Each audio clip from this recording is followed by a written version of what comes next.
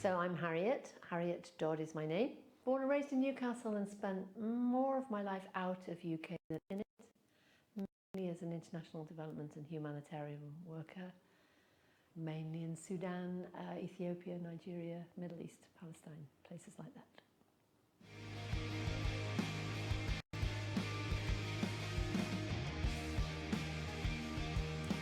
So Tophat Discovery is essentially a coaching business, but we offer what we say coaching-led services. And we talk about having 4 programs. So the first one is executive coaching, where we're working with an individual, and that individual actually might be in a group. So executive coaching to help people think through or work through changes that they want to make in their lives, their careers, their just being their best. One of my clients once said, I want to get out of this rut. So we spent a lot of time describing the rut and where they might go with it. So that's the first one. The second program we call Choose Change, and that's a business-to-business arrangement. So Tophat Discovery will engage with your business and look at the strategies, the way your teams are working, how your staff are feeling, how well engaged they are, and work with you, again, to find the best, to do your best. And similarly, organisations like individuals, they also get into ruts or they lose sight of their purpose. So it's very much about helping businesses connect with their purpose to the future. The third one we call Unlock Leadership.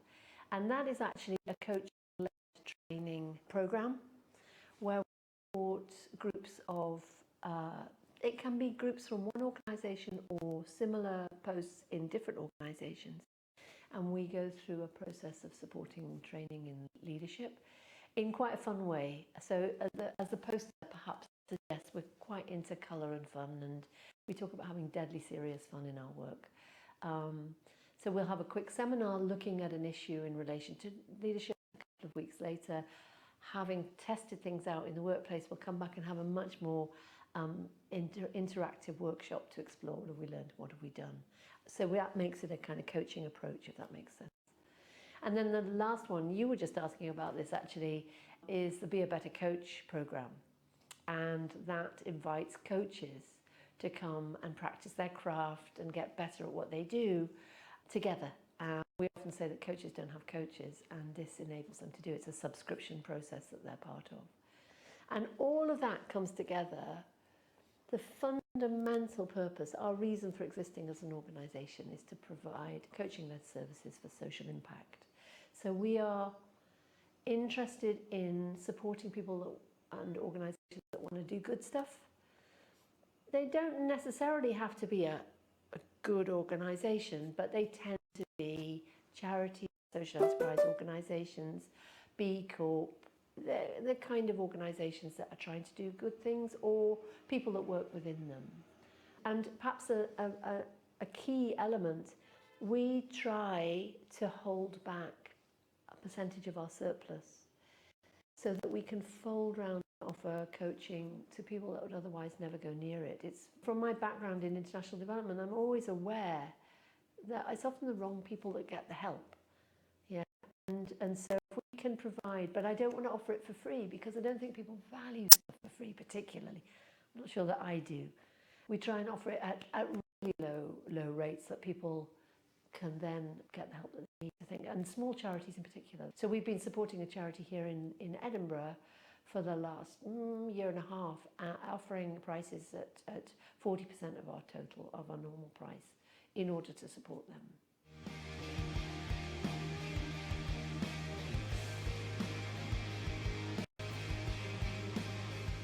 I first went to Sudan as an English language teacher in 1980, the year of the dinosaurs, right?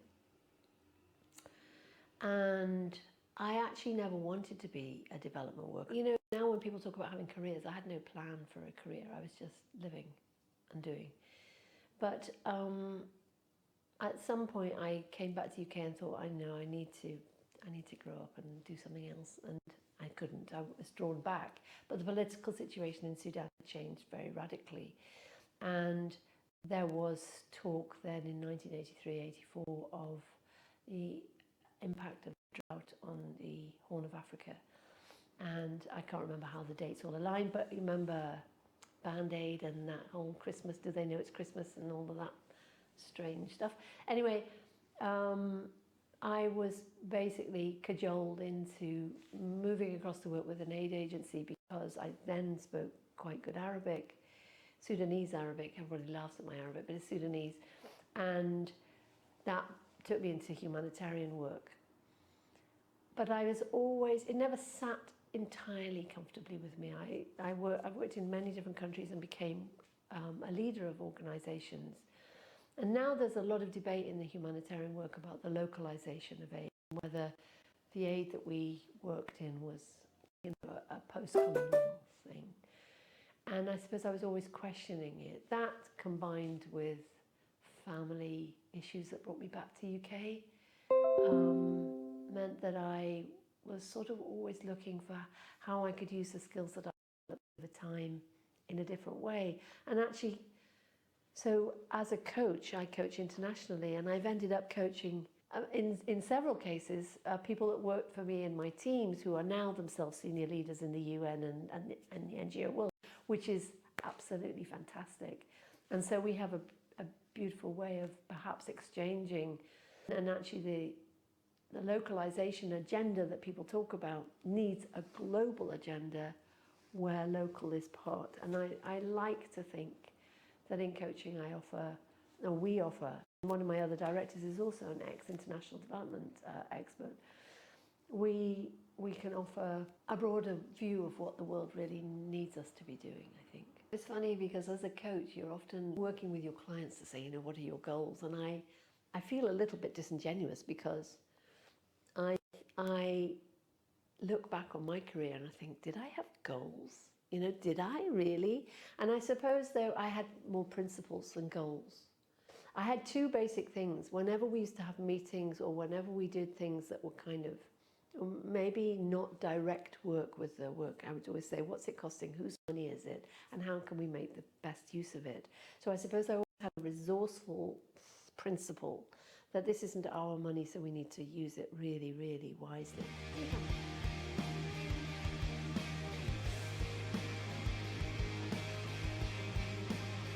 Our aim is to enable individuals and organisations to have the greatest impact that they can with an engagement in coaching. I think it's pretty straightforward.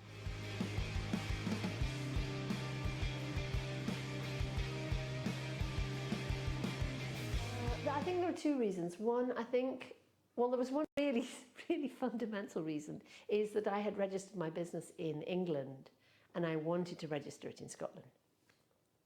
And I could have gone through a yogic moves to try and redo that. But actually, that was one thing. It was the relocation to Scotland. But also the second and more important one was, when you set up as a business, as a coach, you often set up as a loner. I had done that, but with associates. So although I used to be called Tophat Coaching Limited, I never called it my name because I think if I was making bread and I set up a little shop, there'd be another little shop next to me and another little shop, we'd all be selling bread, and there'd be Harriet's bread and David's bread and Stephen's bread or whatever it might be, and we'd all make a loss.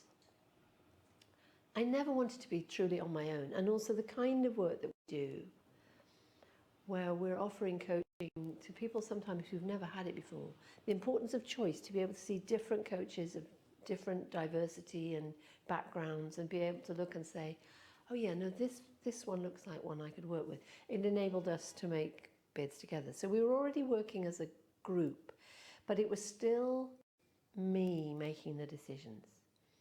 And that's a dangerous place to be because you lose sight of what's possible. And so we decided, so I went back to the associates and I said, guys, this is okay, but I'd really like to be doing something more fundamentally socially directed.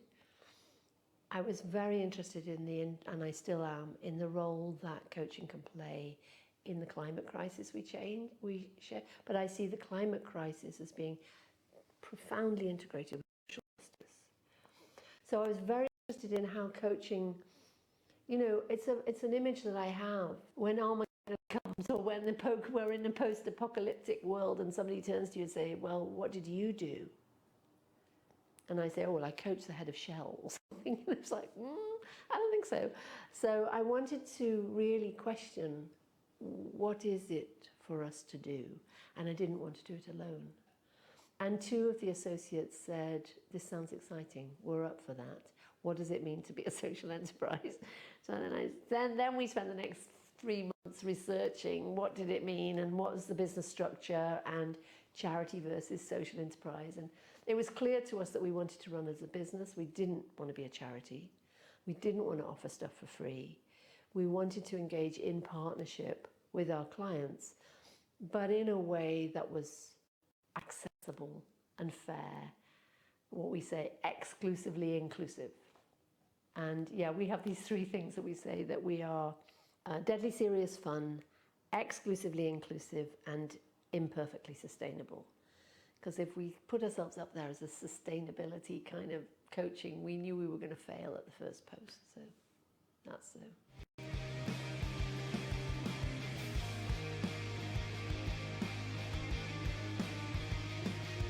I would say that our key target groups and are our current clients. We work with international development workers.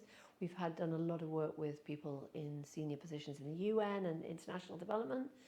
We're also very interested in supporting charity sector workers, and that might be middle managers, leaders in waiting, and also their boards.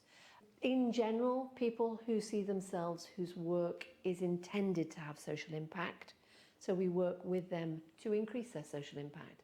Similarly, I've coached B Corp companies and social enterprise leaders. Sometimes people ask me, are you a life coach? And I would say life is always in the coaching, but primarily we are coaching into the professional space, looking at people's careers, their work in the workplace, their leadership capabilities, their business plans.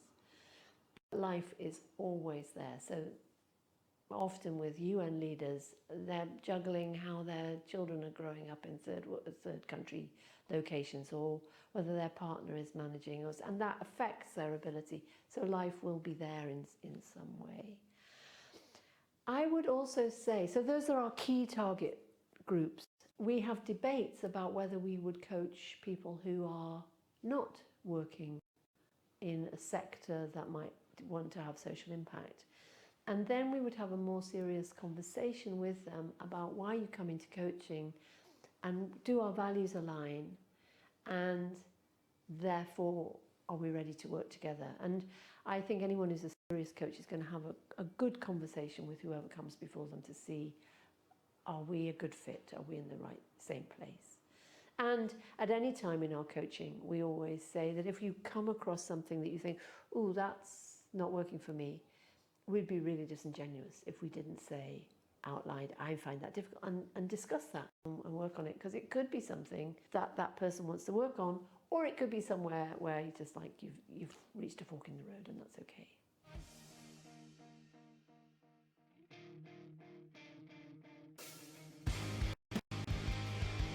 I think it's not so much support, it's energy to keep going. You know, we're all highly trained and skilled. I suppose the support that we might need is help on how do you market this well, and how do you do this stuff that I'm doing right now. You know, when I tell people, you know, we're just launching this group coaching and it's really, really good, there's a bit of me that feels like one of those guys with a fancy hat going, roll up, buy your snake oil. It's not true, it's great. But there's an inner bit of us, and I think it's probably true of lots of small businesses. They have a passion for what they're doing. The selling bit is quite hard. I have no shortage of people saying, I can get you 50,000, you know, leads in the next 2 weeks. I don't trust them particularly. You often have to decide. We've had some fantastic support from the Business Gateway, and there's a lot of amazing free stuff actually available, especially in Scotland. It seems incredible. Support to joining seminars where you can decide which bids do you go for, which bits of business do you chase. And the fact that we are 3 directors, we meet every week and we test each other all the time. Is this good use of our time? Is that helpful? So I think We got the funding from Business Gateway, which has been really great and has enabled us to do this, to put the banner together. We're going to be doing the stand at the Scottish International Development Association, so if anybody's along at that, please come and see us. Having those kind of opportunities to speak and to have fun and to engage with people, and people don't always think about coming to coaching when actually it can be incredibly helpful. Or they think, oh, it's going to be terribly expensive. And I always say, do not let money get in the way of a good decision. Come and talk to us, see what we can do.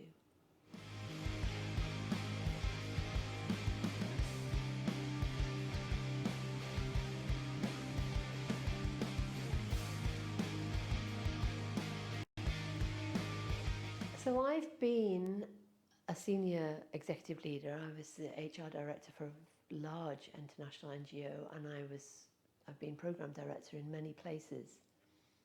And it can be quite lonely. You have ideas, you can be a bit afraid of making mistakes, and you probably don't get the feedback that you need. And yet you have immense talents and skills. And I didn't get a coach until I was quite a long way in my career.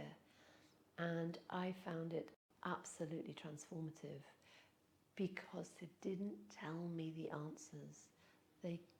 They questioned mine. And I think we have public lives. We're very good at our public faces, and we have private lives, but we also have secret lives. And what the coaching space enables you to do is to bring all those lives together and say, so what? What is really happening for you? And I once coached someone actually who was a senior leader in an organisation, and I've told many people the story because I think it speaks volumes. He was a senior project leader in an international organisation, and he was quite frustrated, and we worked around a number of his frustrations, some life-based ones, some about his future, and we used techniques which enabled him to think about his situation from different perspectives. And at one point I said to him, you know, I've been thinking about this. What's the return on investment of coaching? And almost without taking a breath, he said, in my case, 40,000. I said, what? So $40,000? And he said, oh yeah, easy. So I said, one, I'm not charging you enough. Secondly, I said, how did you get there so fast? And he said, without coaching, I would have either left or I would have made life utterly miserable for everyone around me. As it is, I found a new direction to complete my project. If I had left, they would have been left without a project leader for a project that only had 3 or 4 months left. The reputation costs, the cost of recruiting a new project leader, all of that. And they haven't had to do that, and I'm quite enjoying my work. Yeah, job done. I've looked at staff engagement. Staff engagement in Britain is one of the worst in the world, right? Now, it's not a zero-sum game. You can't say if you've got 30% engagement, you're throwing away 70% of your staff time. But you're throwing away a lot. And what coaching really can do is, it's not a magic wand. It's not going to magically re-engage all your staff. But it enables a process for individuals to come either to terms and reconnect with their work through new purpose and meaning, or leave. And it used to be a thing when I was a facilitator as well, before being a coach, and people used to say, well, you shouldn't be giving training because you give training and then they all leave. And I was going, you want them to stay untrained? This isn't a prison. You need discretionary effort from the people that work for you, and you're not going to get that with training. You will get it with coaching.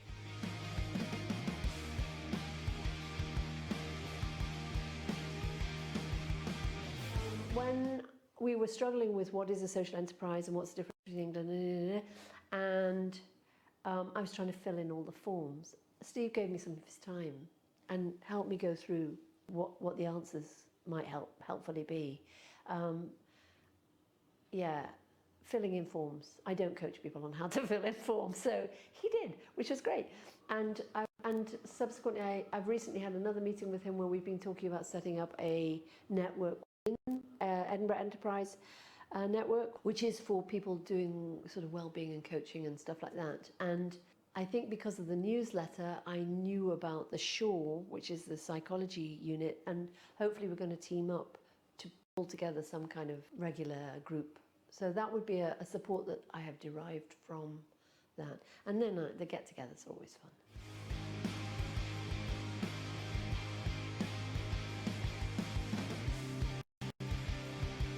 What I love about Edinburgh? Oh, I love the light. I find it incredibly friendly. I was born and raised in Newcastle, and Edinburgh always felt like the nearest thing. I'm a member of the Edinburgh Can Be movement, and if you don't know about it, you should join. What Edinburgh Can Be movement is trying to do is get all these amazing things that are happening to collaborate more, to have even more impact. But it is a city where so much is happening. I mean, I was scrolling through the Edinburgh Minute this morning. I was thinking, how has Edinburgh got time for all this stuff? And it's not. That's not the festival one. That's just the regular stuff. So as a city, what they were saying is the population is, you know, just a bit more than 500,000, and I think the size of it makes it very doable as a city. I've spent time in Lagos. It's a different story, and I've spent time in London. It's a different story. These mega cities are not really good places to be, but Edinburgh feels very accommodating, and yet it has enough of an edge, I think, to be interesting. It's not a toy town.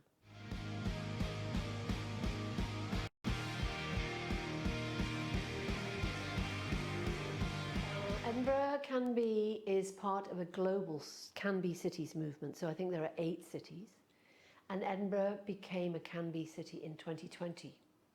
I wasn't involved then at all. It then went through sort of an iteration and was hit really by COVID, and did a bit of work, but was really, by the end of the COVID pandemic, was sort of somewhat moribund or struggling with where it was going to go to next. November 2023, we relaunched it with an invigorated approach, and essentially what it does is it's a movement, it's not an organisation, which comes with its own special challenges, but it's a movement that invites any individuals or organisations to sign up and join in order to find others with whom to collaborate. And it has done a number of small projects, so that's why it has to have a charity arm in order to have money to spend, as it were. It did some work supporting businesses for good, and that became the Can Be 500 group, which is run out of the Can Be charity. It's supported some apprentice programs with the Cyrenians. Primarily, my role in it has been to try and get the membership up and talking to each other.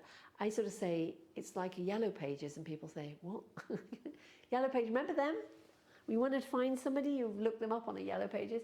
So it was like a Yellow Pages to find each other and to have coffee and talk and to find, you know, common spirits with whom to collaborate.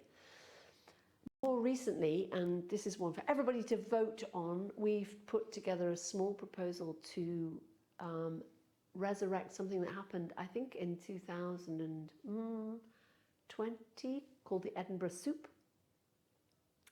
And what this is it's a night where people come together, they buy soup, and they vote for 4 collaborative projects. And the winner will take all the money from the soup, essentially. It's very loosely how it works. And we're going to be launching that soon and getting people to put up their ideas, small ideas it'll be small money, but the idea being that it's something that can use to say, this is something you could use to collaborate, have fun with this and try. And my personal aim, and this probably comes from my background of, you have in Edinburgh a centre and you have the outside. And people say this in the festival all the time, it's the same people going to all the shows. But there has been some really great efforts to bring people from different parts of the city and take venues to different parts of the city. The same thing would be great with Can Be. If we can get, people collaborating on stuff from the outskirts that would otherwise other people wouldn't know about, build those bridges across the different parts of Edinburgh, that would make it a real. What I haven't said is really what it exists for. We basically exist to create collaboration to improve in 3 areas. One is to make Edinburgh a more inclusive city, so whoever you are, wherever you come from, you belong. To make it a more economically fair city. This might be the biggest challenge for Edinburgh, where there is vast inequality. It's one thing I find difficult about it. And the third one is to make it a more environmentally sustainable city, so a place where nature can thrive and people.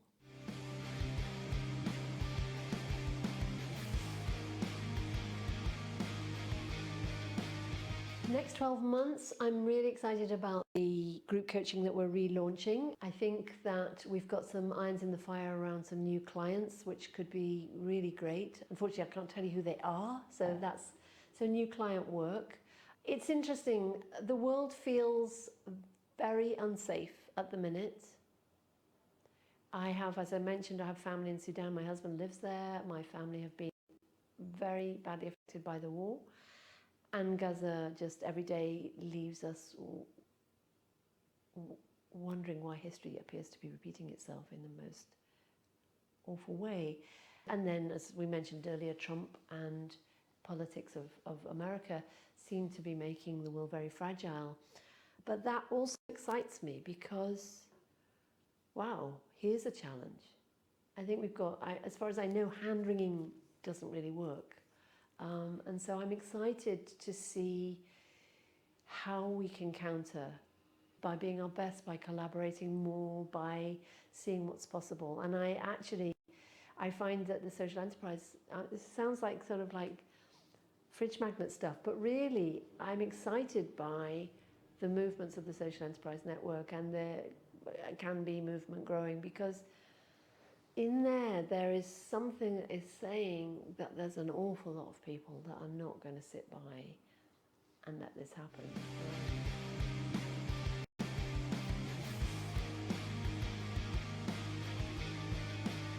It's kind of the most human thing we can do, I think. So why is it important? Because it makes things happen that couldn't otherwise happen. So when we do team coaching, we have a key question that we ask when we're doing team coaching is, what is it that you can do together that you cannot do as a group or as one? And I think there's a sort of sub-implication in that, is that some things need not to be done so that collaboration can happen. And for me, it's the ultimate social success. As we just said, we face all sorts of existential crises at the minute, and we will only get out of it together. And going back to that author, Flanagan, that was talking yesterday, in his book, he actually makes reference to the fact that the prisoners of war in Japan, the survival rates among Australians were better than they were among the English. I haven't checked his sources. But the English remained in stratified classes where the upper classes held on to resources at the cost of others, whereas the Australians didn't have that class stratification and shared everything more. The result, he suggests, being that survival rates were better. I think that's really, really interesting, because that would suggest that collaboration will lead to a deeper thriving of everybody. So that's that's a theory that fuels my interest in collaboration. Plus it's fun. I mean, it's just working well as a team is just amazing fun, and sparking ideas of each other and realizing, oh, I was wrong, and getting something new out of it. Absolutely wonderful.